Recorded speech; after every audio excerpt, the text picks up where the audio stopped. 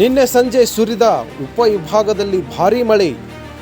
ಸಂಜೆ ಸುರಿದ ಧಾರಾಕಾರ ಮಳೆ, ಕುಸಿದ ಮನೆಯಲ್ಲಿ ಮೇಲ್ಛಾವಣಿ.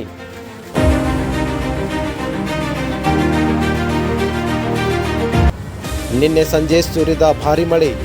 ಚಿಕ್ಕೋಡಿ ಉಪವಿಭಾಗದಲ್ಲಿ ಸಂಜೆ ಸುರಿದ ಭಾರೀ ಮಳೆ.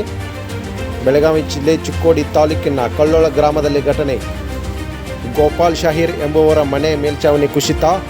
ಅದೃಷ್ಟವಶಾತ್ ಘಟನೆಯಲ್ಲಿ ಯಾರಿಗೂ ಪ್ರಾಣಾಪಾಯ ಸಂಭವಿಸಿಲ್ಲ. ನಿನ್ನೆ ಸುರಿದ ಧಾರಾಕಾರ ಮಳೆಗೆ ಅವಘಡ.